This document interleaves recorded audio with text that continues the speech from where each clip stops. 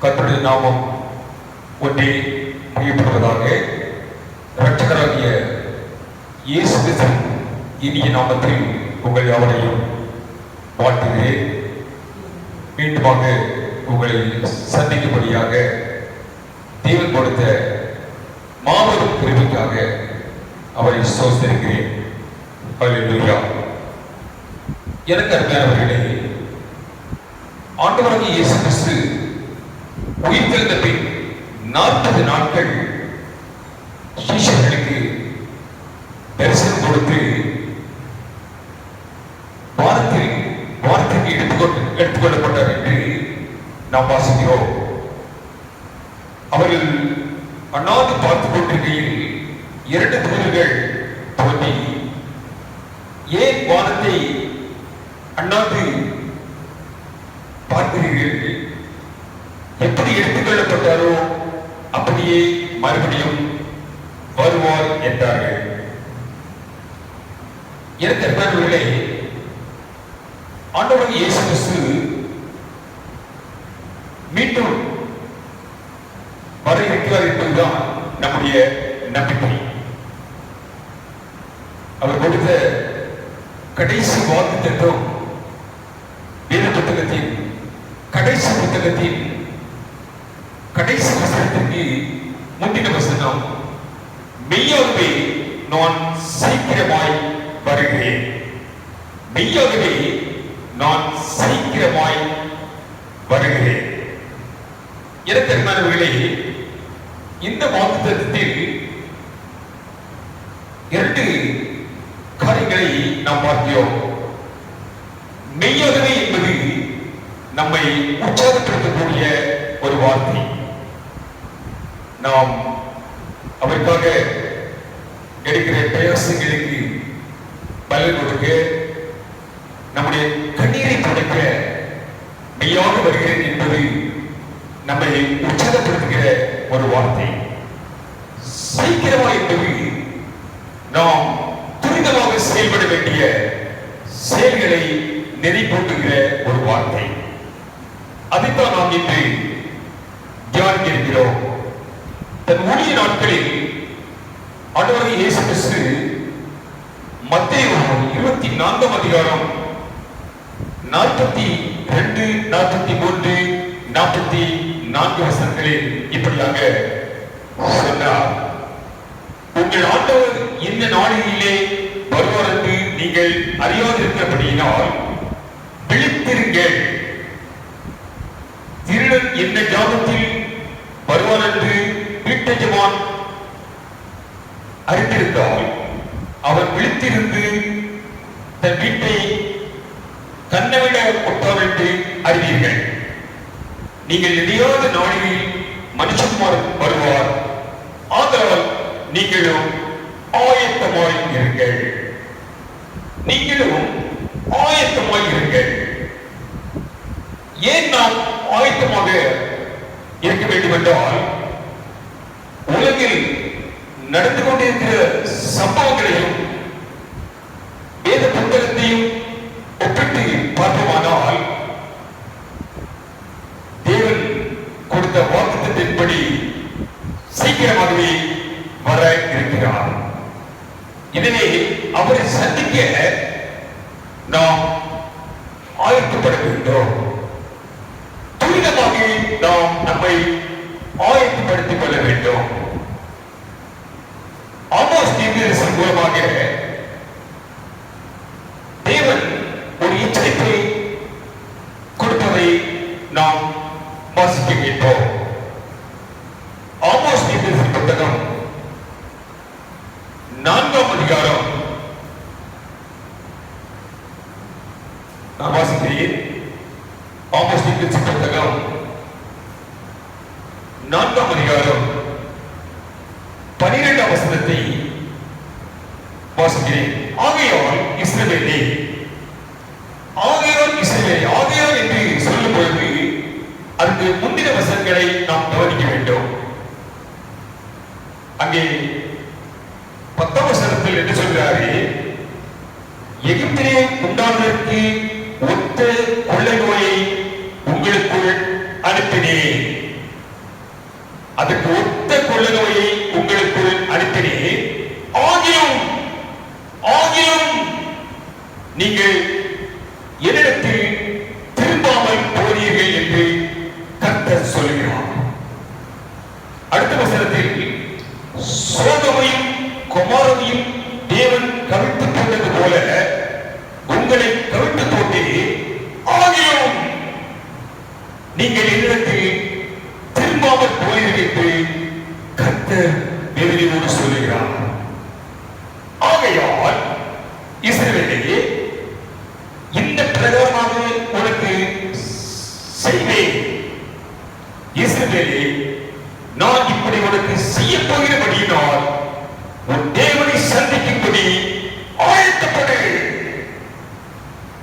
எனக்கு அருமையானவர்களே, இந்த கடைசி நாட்களில் நம்ம நோக்கி வரக்கூடிய கர்த்தருடைய வார்த்தை, உன் தேவனை சந்திக்கும்படி ஆயத்தப்படு. வெளிப்படுத்தல் புத்தகத்தில் வாசிக்கிறோம், காதுள்ளவன் கேட்க கிடப்பது, காதுள்ளவன் இந்த சத்தியத்தை கேட்க கிடப்பது என்று வேத புத்தகத்தை முடிக்கும் போது தேவ ஆவியானவர் எழுதுகிறார். எனவே உன் தேவனை சந்திக்கும்படி நீ ஆயத்தப்படு என்று ஒவ்வொருவருக்கும் ஒரு எச்சரிப்பு செய்தியை கொடுக்கிறார். எனக்கு அன்பர்களே, நாம் நம் தேவனை சந்திக்க ஆயத்தப்பட வேண்டிய 3 முக்கிய பகுதிகளை நாம் சுருக்கமாக தியானிக்க போகிறோம். நாம் தேவனை சந்திக்க நம்மை ஆயத்தப்படுத்திக் கொள்ள வேண்டிய 3 முக்கிய பகுதிகள். எனக்கு அருமையானவர்களே, உலகத்தில் எவ்வளவோ கேள்வான்கள் நடந்து கொண்டிருக்கிறது. எத்தனையோ அழிவுகள், கண்ணீர், கதறல், பசி, பட்டினி, எல்லாவற்றையும் நாம் தேவ சமூகத்தில் மன்றாடுகிறோம், தேவனிடம் முறையிடுகிறோம். அந்த மக்களை ஆறுதல்படுத்த என்ன செய்யலாம், எந்த வழிகளில் உதவி செய்யலாம் என்று நாம் எழுந்து நிற்கிறோம். கர்த்தருக்கு ஸ்தோத்திரம். அதே நேரத்தில், அப்படிப்பட்ட நேரத்தில் அது மிக நல்லது. ஆனாலும் நம்மை அவர் சந்திக்க ஆயத்தப்படுத்திக் கொள்வது என்பது மிக முக்கியம். தன் ஆத்மாவை இழந்து போனால் அது மிக துரதிர்ஷ்டமானது. எத்தனையோ காரியங்களை கர்த்தருக்காக செய்ய முன் வந்திருப்போம், ஆனால் நாம் நம்மை ஆயத்தப்படுத்தியிருக்கிறோமா என்று நம்மை நாம் ஆராய்ந்து பார்க்க வேண்டிய இடத்திற்கு நாம் வந்திருக்கிறோம். எனவே நாம் தேவனை சந்திக்க ஆயத்தப்பட வேண்டிய 3 முக்கிய பகுதிகளை சுருக்கமாக தியானிக்கிறோம். அதற்கு முன்னதாக நாம் எதற்காக நியமிக்கப்பட்டுள்ளோம் என்பதை அறிவோமானால் இந்த தியானம் நமக்கு பிரயோஜனமுள்ளதாக ஒரு தியானமாக அமையும். நாம் எதற்காக நியமிக்கப்பட்டிருக்கிறோம் என்று ஓசியாவின் மூலமாக தேவன் சொல்லுகிற வார்த்தையை நான் வாசிக்கிறேன். ஓசியா 2ஆம் அதிகாரம் 19ஆம் வசனத்தில் அந்த தீர்ப்பின் மூலமாக நான் நீங்களும் சாதாரண மக்கள் கிடையாது, சாதாரண பிரஜை இல்ல, விசேஷித்தவர்கள். என்ன சொல்லுகிறார்? நித்திய விவாகத்திற்கென்று உன்னை எனக்கு நியமித்துக் கொள்ளவே. அல்லேலூயா. நித்திய விவாகத்திற்கென்று உன்னை நியமித்துக் கொள்ளுங்கள் என்று ஓசியாவின் மூலமாக சொன்னார். அதுதான் பரிசுத்த பவுல் 2 கொரிந்தியர் 11ஆம் அதிகாரத்தில் 2ஆம் வசனத்தில் என்ன சொல்கிறார்?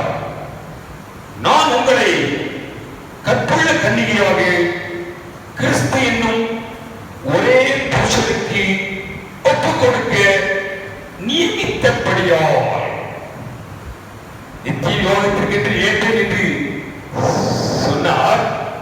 இங்கே பவுல் நிருபத்தில் எழுதும் பொழுது, நான் உங்களை கற்புள்ள கன்னிகையாக கிறிஸ்து என்னும் ஒரே புருஷனுக்கு ஒப்புக் கொடுக்க நீங்கித்தபடியால் உங்களுக்காக தேவனை பரிகாத்தியமான பரிகாத்தியம் கொண்டிருக்கிறேன். எனவேதான் போல் சொல்றாரு, எப்படியாவது அவர்களை தீவிரமாக நிறுத்தும்படியாக நான் போராடி பிரயாசப்படுகிறேன். என்ன ஒரு அருமையான ஊழியம் இல்லையா? இவருக்கு முன்பாக எப்படியாவது உங்களை தீவிரமாக நிறுத்துவதற்காக நான் போராடி பிரயாசப்படுகிறேன் பவுல். எனவே எனக்கு அருமையானவர்களே, நாம் மனவாட்டியாக நியமிக்கப்பட்டிருக்கிறோம்.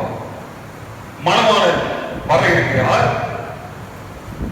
நாம் மணவாளனுக்கு ஏற்ற மனவாட்டியாக மாற வேண்டும். அவர் ஏற்ற மனவாட்டியாக. ரோமர் 8:29 நம்முடைய திருத்துவர்கள் அழைப்பு குறித்து வாசிக்கிறோம். தம்முடைய குமாரன் அநேக சகோதரர்களுக்குள்ளே முதல் பேரளவராய் இருக்கும் பொருட்டு தேவன் எவர்களை முன்னறிந்தாரோ அவர்களை தமது குமாரனுடைய சாயலுக்கு ஒப்பாயிருப்பதற்கு முன் குறித்திருக்கிறார். தேவனுடைய இயேசுவை போல அவருடைய சாயலுக்கு ஒப்பாக, அவருடைய சுபாவங்களுக்கு ஒப்பாக தேவன் என்னை உங்களையும் முன்குறித்திருக்கிறார். அந்த சுபாவத்திற்கு நாம் இந்த கடைசி நாட்களில் அவரை சந்திக்க நம்மை ஆயத்தப்படுத்திக் கொள்ள வேண்டும். ஒரு விதத்தில் சொல்லப்போனால் தேவன் இந்த கொரோனாவை ஏன் அனுமதித்திருக்கிறார் என்றால், தன்னுடைய மனவாட்டியை ஆயத்தப்படுத்த ஒரு நல்ல வாய்ப்பை தேவன் நமக்கு கொடுத்திருக்கிறார். வேதம் தெளிவாக சொல்கிறது, சகலதும் நன்மைக்கு ஏதுவாக நடக்கும். இந்த கொரோனாவிலே ஒரு நன்மை, தன்னுடைய மனவாட்டியாகிய சபையை நித்திய யோகத்திற்கு நியமிக்கப்பட்ட என்னையும் உங்களையும் அவருடைய சாயலுக்கு, அவருடைய சுபாவத்திற்கு ஒப்பாக மாற்றுவதற்கு ஒரு வாய்ப்பை இந்த நெருக்கத்தில் கொடுத்திருக்கிறார். ஆரம்ப நாட்களில் இருந்து நாம் பார்ப்போமானால் நெருக்கத்தின் மத்தியில் தான் நாம் வளர்ந்து வருகிறோம். நெருக்கத்தின் மத்தியில் தான் நாம் வளர்ந்து வருகிறோம். சபை வளர்ந்து வருகிறது. எனவே இந்த நெருக்கத்திலும் நாம் நம்மை அவர் சந்திக்க ஆயத்தமாக 3 வழிகளில் நம்மை ஆயத்தப்படுத்த வேண்டும். யார் தேவனை சந்திக்க முடியும்? யார் தேவனை தரிசிக்க முடியும்? யார் தேவனை அணுக முடியும்? இந்த 3 கேள்விகளில் தான் இந்த தியானம். யார் தேவனை சந்திக்க முடியும்? யார் தேவனை தரிசிக்க முடியும்? யார் தேவனை அணுக முடியும்? இதுதான் அவர் சந்திக்க ஆயத்தம். யார் தேவனை சந்திக்க முடியும்? ஒரு பேசிக் டாபிக், அடிப்படையான ஒரு சத்தியம். யோவான் 3ஆம் அதிகாரம் 3ஆம் வசனத்தில் நாம் வாசிக்கிறோம். யோவான் 3:3 இயேசு அவனுக்கு பிரதியுத்தரமாக, ஒருவன் மறுபடியும் பிறவாவிட்டால் தேவனுடைய ராஜ்யத்தை காண மாட்டான் என்று மெய்யாகவே மெய்யாகவே உங்களுக்கு சொல்கிறேன் என்றார். மறுபடி பிறக்காவிட்டால் தேவனுடைய ராஜ்யத்தை, தேவாதி தேவனை நாம் சந்திக்க முடியாது.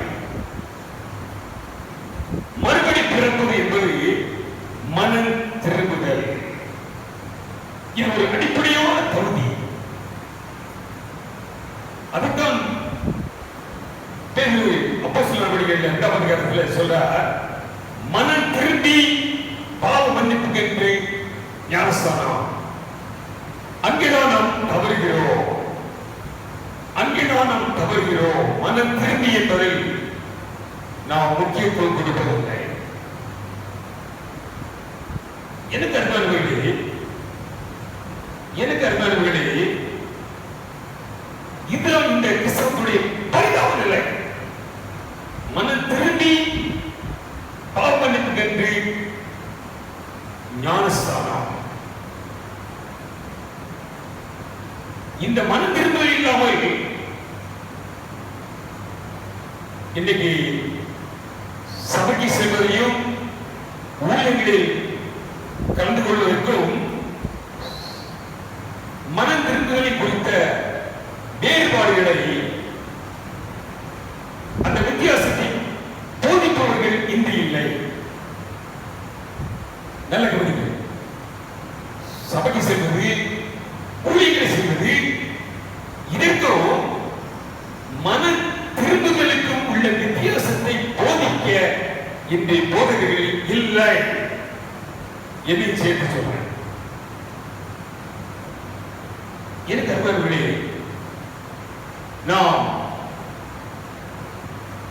மனவற்றையாக நித்திய விவாதத்துக்கு நித்திய விவாதங்கள்னா நிறைய முடிவடைகிறது. இங்க நித்திய விவாதம் அதற்கென்று நியமித்திருக்கிற நாம் இந்த மன திரும்புதல் எவ்வளவு முக்கியம் பாருங்க.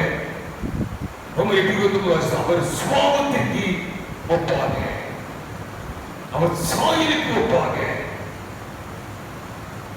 நாம் பின்பற்றும்படியாக அடிச்சுவடுகளை வைத்து சென்றார். எனவே இந்த மன திரும்பல் என்பது மிக முக்கியம்.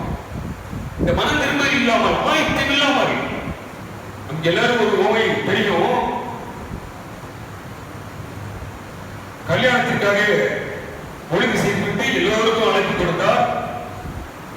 அழைத்தோடு வரல, எல்லோரையும் அழைத்தவர்கள் என்று ஒரு கூட்டத்தை சேர்த்த அங்கே அந்த கல்யாண விருந்தில் மத்தேயு 22ஆம் அதிகாரத்தை நாம் தெரிஞ்ச ஒரு உண்மை சொல்ல, மத்தேயு 22ஆம் அதிகாரத்தில் அப்பொழுது இந்த விருந்தாளிகளை பார்க்கும்படியாக உள்ளே பிரவேசிக்கிறார். அங்கே உள்ளே பிரவேசித்த போது கல்யாண வஸ்திரம் தரித்திராத ஒரு மனுஷனை கண்டு, சிநேகிதனே, நீ கல்யாண வஸ்திரம் இல்லாதவனாய் இனி எப்படி வந்தாய் என்று கேட்டான். அதுக்கு அவன் பேசாமல் இருந்தான். அப்பொழுது ராஜா பணிவிடைக்காரரை நோக்கி, இவனை கையும் காலும் கட்டி கொண்டு போய் அழுகையும் பற்கடிப்பும் உண்டாயிருக்கிற புறம்பானைகளிலே போடுங்கள் என்றார். இருக்கிறவர்களே, மனம் திரும்பாத ஒரு கிறிஸ்தவனுடைய நிலை. நாம் நம்மை ஆராய்ந்து பார்க்க வேண்டிய காலகட்டத்தில் இருக்கிறோம். வாழ்வா சாவா என்று தீர்மானிக்க வேண்டிய காலகட்டத்திலும் இருந்து கொண்டிருக்கிறோம். இந்த மனம் திரும்பாத பகுதிகள் என்ன நம்மிடம் காணப்படுகிறது? தேவ சமூகத்தில் நம்மை ஆராய்ந்து பார்த்து நாம் நம்மை ஆயத்தப்படுத்தப்பட வேண்டும். அத்தனையை கொண்டு போடுகின்றது. ஆயத்தம் இல்லாமல் அவர் சந்திக்க முடியாது. மனம் திரும்புதல் இல்லாமல், இங்கே வஸ்திரமில்லாத, ரத்தத்தில் வஸ்திரமில்லாத மனிதனை போல நாம் காணப்படுவோமானால் பரிந்துரைக்கப்பட்ட நிலைக்கு நாம் தள்ளப்படுவோம். எனவே நாம் நம்மை ஆராய்ந்து பார்த்து இன்னும் என்னென்ன சிறிய விஷயங்கள் வேதத்தில் வாசிக்கிறோம். கொசுவை வடிகட்டி ஒட்டகத்தை உள்ள விட்டுருமா? பெரிய பெரிய பரிசுத்தம் என்று சொல்லுவோம், பெரிய பெரிய அபிஷேகம், அந்நிய பாஷைகள், வரங்கள். சொல்லிட்டே போலாம். ஆனால் பேசிக் டாபிக் மறுபடியும் பிறந்து அனுபவம் இல்லாவிட்டால் மெய்யாகவே அவரை சந்திக்க முடியாது. நமக்கு ஒரு நல்ல செய்தி உண்டு வேதத்தில். 2 பேதுரு 3ஆம் அதிகாரம் 9ஆம் வசனத்தில் நமக்கு ஒரு நல்ல செய்தி உண்டு. அதை நான் வாசிக்கிறேன். 2 பேதுரு 3ஆம் அதிகாரம் 9ஆம் வசனம். தாமதிக்கிறார் என்று சிலர் எண்ணுகிறபடி கர்த்தர் தமது வாக்குத்தத்தத்தை குறித்து தாமதமாகிறாமல் மெய்யாகவே சீக்கிரம் வருகிறேன் என்று அந்த வாக்குத்தத்தத்தை குறித்து தாமதமாகிறாமல் ஒருவரும் கெட்டு போகாமல் எல்லோரும் மறந்திருக்க வேண்டும் என்று நம்மை நீடிய பொறுமையுள்ளவராக காணப்படுகிறார். இதுதான் அன்பு. God is love. ஒருவர் கெட்டு போகக்கூடாது. எப்படியாவது மனம் திரும்பி தேவனை சந்திக்கிறோம், ஆயத்தப்பட வேண்டும் என்பது தேவனுடைய விருப்பம். விரும்பி என்று சொல்லப்படுகிறது. அவர் விரும்பி நம்மை நீடிய பொறுமையுள்ளவராக காணப்படுகிறாரா? எனவே எனக்கு அருமையானவர்களே, மன திரும்புதல் என்பது முதல் ஆயத்தம். அவர்களே தேவனை சந்திக்க முடியும். இரண்டாவதாக பரிசுத்த வாழ்வில் நாம் ஆயத்தப்பட வேண்டும். இது முக்கியமான பகுதி. நாம் நம்மை பரிசுத்தப்படுத்திக் கொள்ளவே முடியாது. தேவன் சொல்றார், நானே உன்னை பரிசுத்தப்படுத்தும் கர்த்தர். கர்த்தர் சமூகத்தில் நாம் விழுந்து கொள்ள வேண்டும். அவருடைய உதவியை நாட வேண்டும். வேதம் தெளிவாக சொல்கிறது, யார் தேவனை தரிசிக்க முடியும்? முதலாவது தியானம், யார் தேவனை சந்திக்க முடியும்? இப்பொழுது யார் தேவனை தரிசிக்க முடியும் என்று மத்தேயு 5ஆம் அதிகாரம் 8ஆம் வசனத்தில் வாசிக்கிறோம். இருதயத்தில் சுத்தமுள்ளவர்கள் பாக்கியவான்கள், அவர்கள் தேவனை தரிசிப்பார்கள். எபிரேயர் 18:4 என்ன வாசிக்கிறோம்? எபிரேயர் 18ஆம் அதிகாரம் 4ஆம் வசனத்தில் பரிசுத்தம் இல்லாமல் தேவனை ஒருவரும் தரிசிக்க முடியாது. பரிசுத்தம் இல்லாமல் ஒருவரும் கர்த்தரை தரிசிப்பது இல்லை. அப்ப இரண்டாவது ஆயத்தப்படுத்த வேண்டிய பகுதி நம்முடைய பரிசுத்த வாழ்க்கை. எகிப்திலிருந்து மீட்கப்பட்ட ஜனங்களை நோக்கி தேவன் என்ன சொன்னார்? எல்லாரும் விடுவிக்கப்பட்ட உடனே சந்தோஷத்தோடு மோசே பின்னால வந்துட்டு இருக்காங்க. லேவியர் 11ஆம் அதிகாரம் 11ஆம் அதிகாரத்தில் வாசிக்கிறோம். 45ஆம் வசனத்தில் லேவியர் புத்தகம் 11ஆம் அதிகாரம் 45ஆம் வசனத்தில் இப்படியாக கர்த்தர் அந்த ஜனங்களை பார்த்து சொல்லுகிறார். 11:45, நான் உங்கள் தேவனாய் இருக்கும்படி உங்களை எகிப்திலிருந்து விடுவித்துக் கொண்ட தேவனாய் இருக்கும்படி எகிப்து தேசத்திற்கு வரப்படின கர்த்தர் நான் பரிசுத்தர் ஆகியால் நீங்களும் பரிசுத்தராய் இருப்பீர்களாக. பரிசுத்த வாழ்க்கையில கண்டுபிடி என்பதே கிடையாது. அதுக்காகத்தான் அங்க வெளிப்படுத்தில வாசிக்கிறோம், திரளான கூட்டங்கள் தேவனுக்கு முன்பாக ஆடி துதித்துக் கொண்டிருக்கும் பொழுது இவர்கள் மாட்டுக்குட்டியின் இரத்தத்தினால் தோய்த்து வெளுத்தெடுக்கப்பட்டவர்கள். அதற்காகவே ஒரு பரிசுத்த வாழ்க்கைக்காகவே இயேசு கிறிஸ்து தன் விலையேற பெற்ற இரத்தத்தை சிந்திக்கிறார். எனக்கு அருமையானவர்களே, எனவே அவர் ரத்தத்தினால வேதம் தெளிவாக சொல்கிறது எபிரேயர் 11ஆம் அதிகாரத்துல நம்முடைய மனச்சாட்சியை செத்த கிரியைகளை சுத்திகரிப்பது அவருடைய ரத்தம் எவ்வளவு நிச்சயம். அந்த ரத்தத்தை நாம் ஒவ்வொரு நாளும் பூசிக்கொண்டு பரிசுத்தத்தின் மேல் பரிசுத்தம் அடைய வேண்டும். எனவே நாம் வெளிப்படுத்தல வாசிக்கிறோம், பரிசுத்தம் உள்ளவன் இன்னும் பரிசுத்தமாக கடந்தான். எனவே இந்த பரிசுத்த வாழ்க்கை என்பது மிக முக்கியமான வாழ்க்கை. அது ஏதோ ஒரு கடினமான வாழ்க்கை என்று நினைக்க வேண்டாம். தேவனுடைய ரத்தம் சகல பாவங்களை நீக்கி சுத்திகரிக்கும். தேவ சமூகத்தில் மனம் கசந்து நாம் தேவ சமூகத்தில் விழும்பொழுது கர்த்தர் நம்மளை பரிசுத்தப்படுத்தி நம்மளை பலப்படுத்த வல்லவராக இருக்கிறார் என்று நான் சொல்லல, வேதம் சொல்லுகிறது. மன்னிப்புகளை வாசிக்கிறோம். தேவபக்தி உள்ளவர்களை கர்த்தர் ரட்சிக்க அறிந்திருக்கிறார். தேவபக்தி என்பது ஒவ்வொரு நாளும் தேவ சமூகத்தில் விழுந்து ஜெபித்து வேத தியானித்து கர்த்தருக்காக ஏதாவது செய்ய முன்வரும் பொழுது அந்த பக்தியுள்ள பிள்ளைகளை கர்த்தர் ரட்சிக்க விடுவிக்க அறிந்திருக்கிறார். எனவே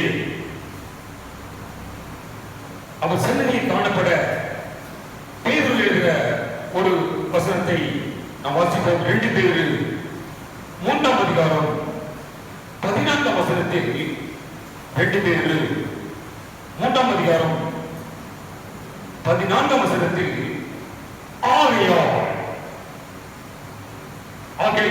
என்று சொல்லும் பொழுது நாம் முந்தின பகுதியை பார்க்கணும். தேவனுடைய நாள் சீக்கிரமாய் வரும்படிக்கு மிகுந்த அவரோடு காத்திருங்கள். அவருடைய வாக்குத்தத்தத்தின்படியே நீதி வாசமாயிருக்கும் புதிய வானங்கள் புதிய பூமியும் உண்டாகும் என்று காத்திருக்கிறோம். ஆகையால் பிரியமானவர்களே, இவர்கள் வர காத்திருக்கிற நீங்கள் கரையற்றவர்களும் பிழையில்லாதவர்களுமாய் சமாதானத்தோடு அவர் சன்னதியில் காணப்படும்படி ஜாக்கிரதையாக இருங்கள். எனக்கு அருமையானவர்களே, இந்த நெருக்கடி காலகட்டத்தில் சகோதரர்களாகி நாம் ஒருமித்து வாசம் பண்ண வாய்ப்புகள் குறைந்து போய் கொண்டிருக்கிறது. ஆனாலும் அப்படி இருந்தும் நாம் ஒரு சில குடும்பங்களாக கூடி நாம் தேவனை ஆராய்ந்து வருகிறோம். கர்த்தருக்கு ஸ்தோத்திரம். அந்த ஆராதனையை அசைத்து பண்ணக்கூடிய புண்ணியவான்கள் ஏராளம். ஆமென், அல்லேலூயா. பிரியமானவர்களே, இவர்கள் வர காத்திருக்கிற நீங்கள் கரையற்றவர்களும் பிழையில்லாதவர்களுமாக காணப்பட ஜாக்கிரதையாக இருக்க வேண்டும் என்றால் சபை ஆராதனையில், குடும்ப ஆராதனையில் இந்த காலகட்டத்தில் நாம் நிர்விசாரமாக இருக்கக்கூடாது. சபை துறந்துட்டு சபை துறந்த பிறகு சபைக்கு போயிடலாம், அன்னைக்கு போய் ஜெபம் பண்ணலாம், வேதம் வாசிக்கலாம் என்று காத்திருப்போமானால் அந்த நாள் வராமல் போய்விடும். கீழே வருகிறதை போல வருகிறது என்று சொல்கிறார். இந்த இரவு வருவாரா? அநேகர் ஆராதனையை அசைத்து பண்ணுகிறோம். நான் வேதத்தில் சொல்லல, நான் நினைச்சு பார்க்கிறேன். சரி, சபைகள் எல்லாம் ஓடிவிட்டவ, இந்த வீடுகளில் பிள்ளைகள் கூடி ஆராதிக்கிறாங்க, போய் பார்ப்போம்ட்டு இயேசுவா ஒரு ஆராதனைக்கு வந்துட்டா வைங்க,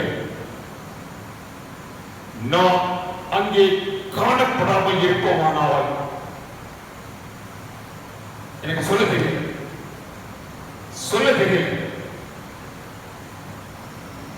பரிந்துரைக்கப்பட்டவர்களாக காணப்படுவோம். இவ்வளவு ஓடி வந்தோம், இவ்வளவு பிரயாசப்பட்டு ஓடி வந்ததை வீணாய் போகும்போது என்று என்ன பண்ற? மிக்க வழிபாடுல இருந்து, எத்தனையோ கேடுபாடுல இருந்து தேவன் நம்மளை நித்திய மனவாட்டியாக நித்திய யோகத்திற்கு நியமித்து இதுவரை கொண்டு வந்த நாம் இந்த கடைசி நேரத்தில் அந்த ஜாக்கிரதை இழப்புமானால் நாம் பரிந்துரைக்கப்பட்ட பிள்ளைகளாக காணப்படுவோம். எனவே என் அருமையானவர்களே, நாம் இந்த பரிசுத்த வாழ்க்கைக்கு முயற்சி செய்ய வேண்டும். பிரயாசப்படுங்கள். பவுல் எழுதுகிற பிலிப்பியர்ல நீங்கள் நடுக்கத்தோடும் பயத்தோடும் பிரயாசப்படுங்கள், அவர் உங்கள் வாழ்க்கையில் அவர் சித்தத்தை நிறைவேற்ற வல்லவராக இருக்கிறார். என்ன சித்தம்? நீ பரிசுத்தமாக இருக்க வேண்டும் என்பது அவருடைய சித்தம். நீ நடுக்கத்தோடும் பயத்தோடும் பிரயாசப்பட்டால் அவருடைய சித்தம் உன்னை பரிசுத்தப்படுத்த வேண்டிய சித்தம். காரணம் அவருடைய மனவாட்டியாக நித்திய வாழ்க்கைக்கு நியமிக்கப்பட்டவர்களாக நீ காணப்படுகிறாய். எனவே கர்மங்களே, இரண்டாவது ஆயத்து என்பது பரிசுத்த வாழ்வு. எனவேதான் நமக்கு வேதம் சொல்லுகிற ஒரு அறிவை வாசித்து அடுத்த பகுதியில் சொல்வோம். 1 யோவான் 3ஆம் அதிகாரம் 2-3 வாசிக்கிறேன், சற்று கவனியுங்கள். பிரியமானவர்களே, இப்பொழுது தேவனுடைய பிள்ளைகளாக இருக்கிறோம், இனி எதிரமாய் இருப்போம் என்று இன்னும் வெளிப்படவில்லை.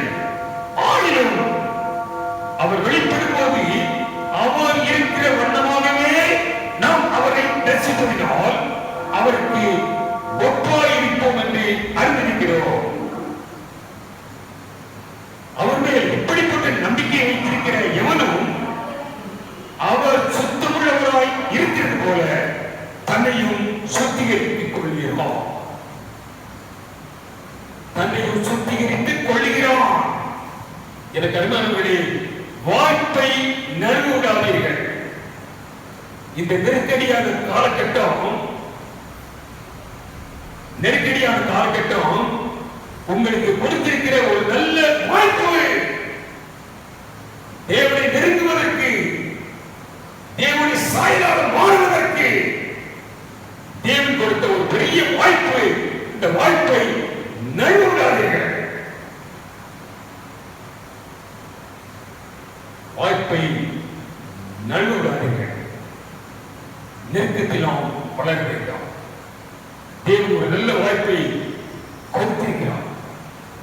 தேவ சமூகத்தில் நாம் இன்னும் அதிகமாக நேரம் செலவழித்து தேவனுக்காக அதிகமாக நாம் காரியங்கள் செய்து நாம் இன்னும் தேவனை தரிசிப்பதற்கு நம்மை ஆயத்தப்படுத்த வேண்டும். முதலாவது பார்த்தோம், தேவனை சந்திக்க ஆயத்தம். இரண்டாவது, தேவனை தரிசிக்க சந்திக்க ஆயத்தம். மூன்றாவதாக, யார் தேவனிடம் வர முடியும்? கடைசியாக யார் தேவனிடம் வர முடியும்? சக உறவுகளில் நம்மை ஆயத்தப்படுத்த வேண்டாம். சக உறவுகளில் நம்மை ஆயத்தப்படுத்த வேண்டாம். அல்லது கிட்ட போக முடியாது. நாம் முதல்ல தியானித்தோம், அவரை சந்திக்க ஆயத்தப்பட வேண்டும், தரிசிக்க ஆயத்தப்படுத்த வேண்டும். மூன்றாவதாக, அவர் கிட்ட அணுகுவதற்கு ஆயத்தப்படுத்த வேண்டாம். நம்ம காணிக்கை கொண்டு போனா எல்லாரும் தெரியும். காணிக்கை போட போனா கையை பிடிச்சிட்டாரு. எப்பா முதல்ல ஒரு சகோதரனுக்கு போய் ஒப்புரவாகி காணிக்கையை போடு. அணுக முடியாது. உன்னுடைய குடும்பத்தில், உன்னுடைய சகோதரர்களிடத்தில், உன்னுடைய பங்காளிகளிடத்தில், உன்னுடைய விசுவாசிகளிடத்தில் நீ ஒப்புரவாக விட்டால் தேவனை அணுக முடியாது. ஒரு இன்னைக்கு ஆலயத்துல அது மாதிரி கையை பிடிச்சாருன்னா காணிக்க பையில ஒரு பைசா நம்ம நிலை அப்படி இருக்கிறது. எனக்கு நண்பர்களை கொஞ்சம் யோசித்து பார்க்கணும். நம்ம எல்லாம் பெரிய பெரிய காரியங்கள் செய்யலாம், பெரிய பெரிய தீர்க்க தரிசனங்கள் சொல்லலாம், பெரிய நான் சொல்ல முடியல. அந்த அளவுக்கு கர்த்தருடைய ஆவிக்குரிய வாழ்க்கையில பறந்து கொண்டிருக்கலாம். அடிப்படையான காரியங்கள் ஒப்புரவு என்பதில்லை. குடும்பத்தில் என்ன ஒப்புரவோடு இருக்கிறோம்? பக்கத்து வீட்டுக்காரனுடைய என்ன ஒப்புரவு இருக்கிறோம்? ஏன் தருமானவர்களே, ஒரு எச்சரிப்பாக சொல்கிறேன், அவரை அணுக முடியாது. ஐயோ, நான் கூட வாணிக்கு கொடுத்தேன், இவ்வளவு ஊழியம் பண்ணேன், இத்தனை சபைகளை கட்டினேன், அங்கெல்லாம் போனேன்.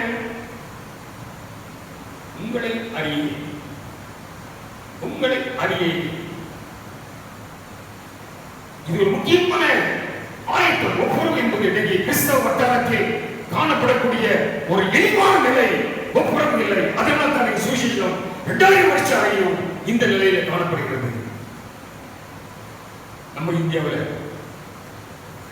ஒப்புரவு இல்ல, விசுவாசிகளுக்குள்ள ஒப்புரவு இல்ல. சபை முடிஞ்சா ஓடிடும், பைசலா சொல்ல மாட்டேங்கிறோம், உள்ளத்திலிருந்து வரல.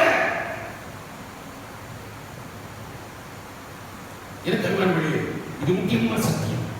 மூன்றாவது ஆயத்து என்பது மிக மிக முக்கியம். ஒப்புரவு. கடைசி நாட்கள் எப்படி இருக்கு என்று வேதம் தெளிவாக சொல்லுகிறது. 24 மத்திய 24:12 கடைசி கால நாட்கள் இப்படிதான் இருக்கும். மத்திய 24:12 அத்தனம் மிகுதியாவதினால் அநேகருடைய அன்பு தனிந்து போகும். கடைசி நாட்களில் அன்பு தனிந்து போகும். அதுதான் 2 தீமோத்தேயுல பவுல் அருமையாக இருக்கிறார் பாருங்க.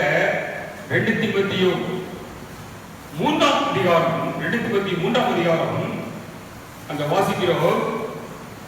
மேலும் கடைசி நாட்களில் கொடிய காலங்கள், வேகமாக வாசிக்கிறேன். எப்படி எனில் மனுஷர்கள் தற்பிரியராயும் பணப்பிரியராயும் வீம்புக்காரராயும் அகந்து உள்ளவர்களாயும் தூசிக்கிறவர்களாயும் தாய் தகப்பன்மாருக்கு கீழ்ப்படியாதவர்களாயும் நன்றியாளர்களாயும் பரிசுத்தம் இல்லாதவர்களாயும் சுபாவ அன்பு இல்லாதவர்களாயும், பைபிளை போட்டு வச்சுக்கிட்டு சுபாவ அன்பு.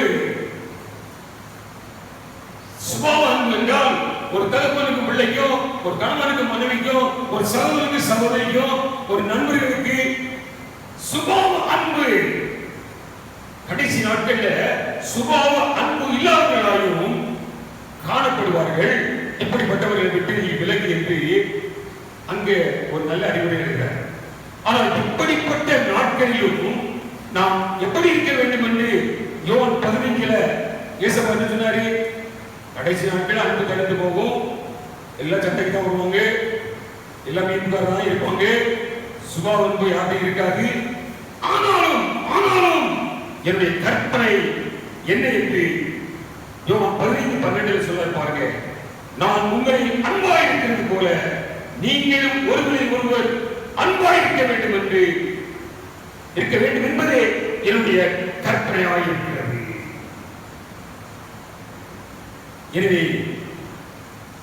இதுதான் பவுல் எழுதுவாரு பிலிப்பியருக்கு, எவ்விதத்திலும் சுவிசேஷத்திற்கு பாத்திரங்களாக whatever happens in your life, எவ்விதத்திலும் சுவிசேஷத்திற்கு பாத்திரங்களாக நீங்கள் காணப்பட வேண்டும் என்று பிலிப்பியருக்கு எழுதுவார். சிறைச்சாலையில் இருந்து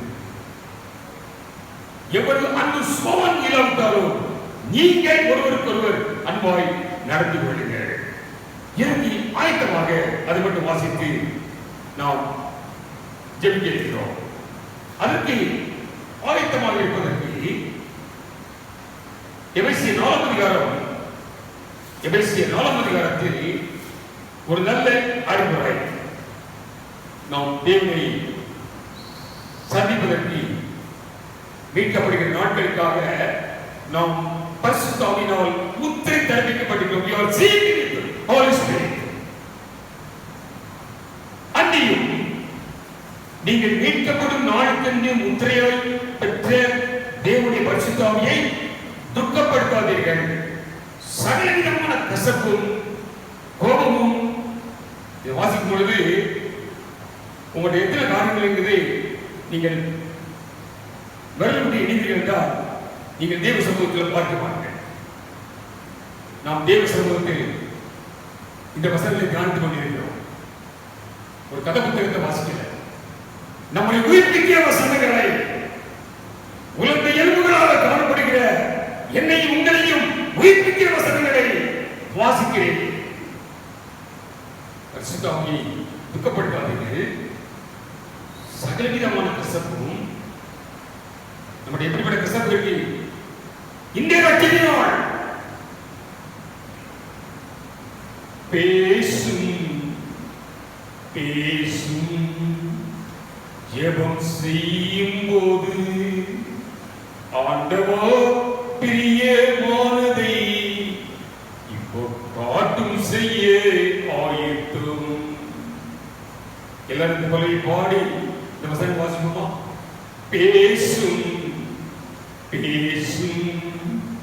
ஜெபம் செய்யும் போது ஆண்டவா பிரிய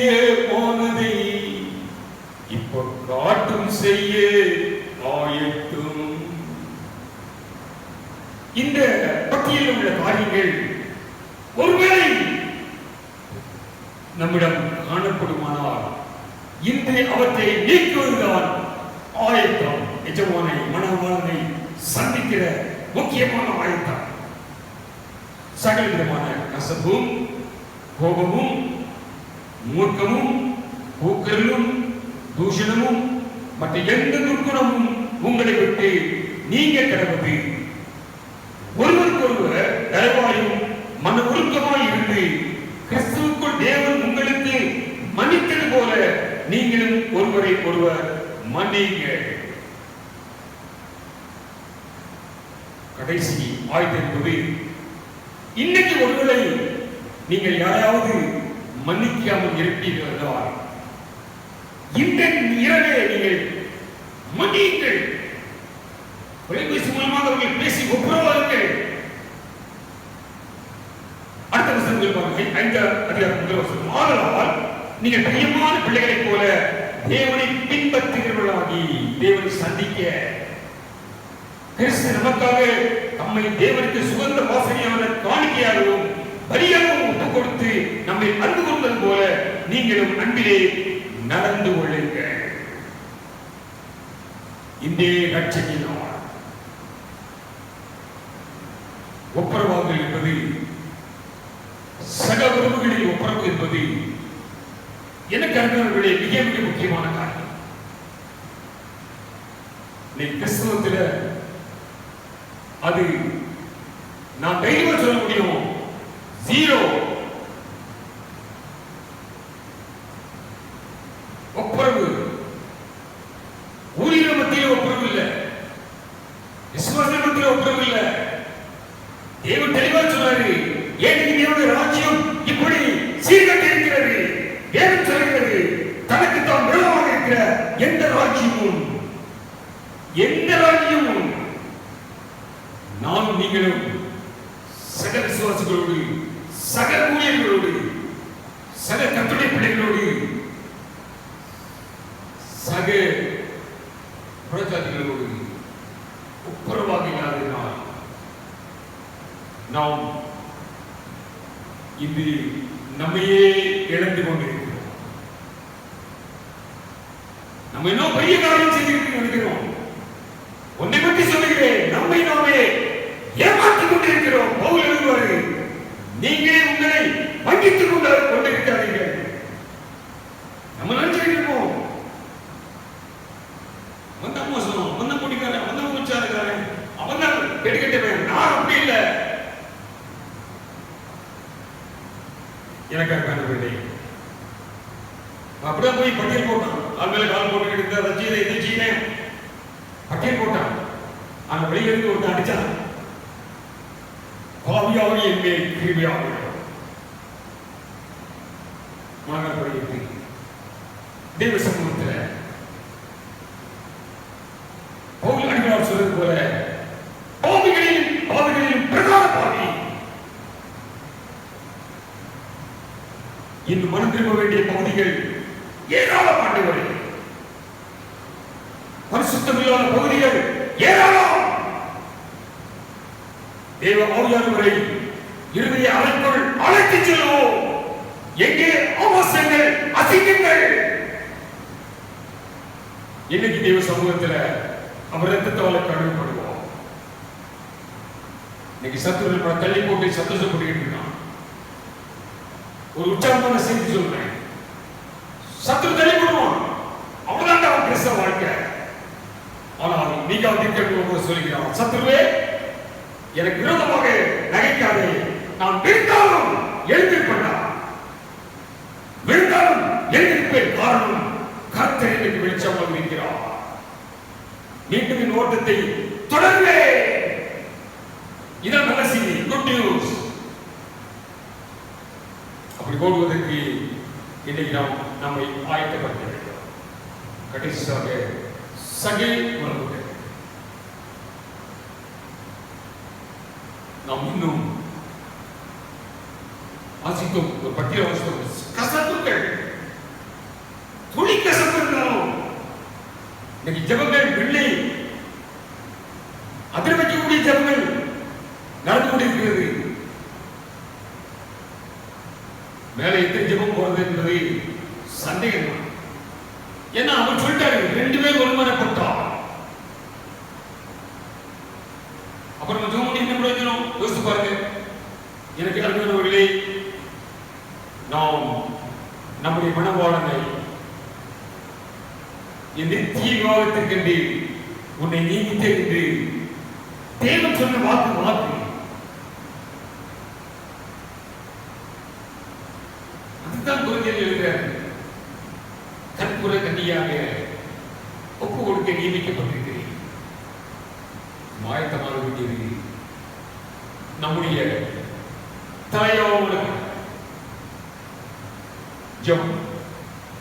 நம்மை ஆராய்ந்து பார்த்து, ஆண்டவரே, நான் ஆயத்தப்படுத்த வேண்டிய பகுதிகள் ஏராளமானவர்கள்,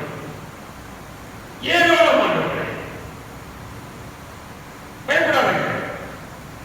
கர்த்தர் நமக்கு உதவி செய்ய வல்லவராக இருக்கிறார். நாம் முழுமையாக அவரை சார்ந்து கொள்ளும் பொழுது தேவன் அவர் சித்தத்தை நிறைவேற்ற வல்லவராக இருக்கிறார். மனவாட்டியாக அவரோடு சிம்மாசனத்தில் அமர்ந்திருக்க நம்மை நாம் ஆயத்தப்படுத்த 3 பகுதிகளில் காணிக்கிறோம். நம்மை முழுமையாக அர்ப்பணிப்போம்.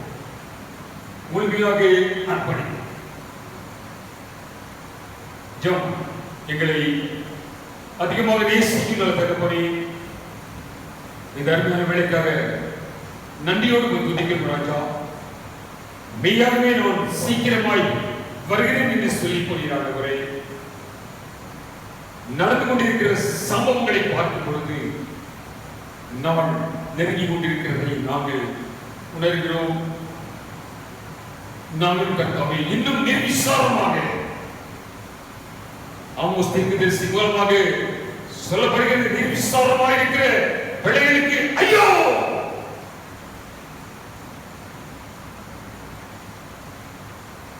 ஆண்டவரே, நிர்விசாரத்தன்மையை மாற்றுகிறார். நாங்கள் இந்த 3 பகுதியில் எங்களை ஆயத்தப்படுத்தி மனமாகிய உண்மை நாங்கள் சந்திக்க என் நேசர் என்னுடையவரே, அவர் மார்பில் சாய்ந்துகிறேன் என்று ஒரு மார்பில் சாய்ந்து கொள்ளக்கூடிய ஒரு தகுதியை நாம் இந்த நாட்களில் பெற்றுக்கொள்ள எங்களுக்கு கிருபைதான் உதவி செய்ய மாட்டார். இயேசு கிறிஸ்துவின் இனிய நாமத்தில் ஜெபிக்கிறோம். ஜீவனுள்ள தகப்பனே. ஆமென், ஆமென், ஆமென். எல்லாரும் சேர்ந்து சொல்லுவோம். ஆத்துமாவே கர்த்தரை ஸ்தோத்திரி, என் முழு உள்ளமே பரிசுத்த நாமத்தை ஸ்தோத்திரி. என் ஆத்துமாவை கர்த்தரை ஸ்தோத்திரி, அவர் செய்த சகல உபகாரங்களையும் மறவார். நம்முடைய கர்த்தராகிய இயேசு கிறிஸ்துவின் கிருபை, பிதாவாகிய தேவனுடைய அன்பும் பரிசுத்தமும் ஐக்கியமும் நாம் அனைவரும் சதா காலங்களிலும் நிறைவாக நிலையாக இருப்பதாக. ஆமென். கர்த்தர் உங்களை ஆசீர்வதிப்பார்.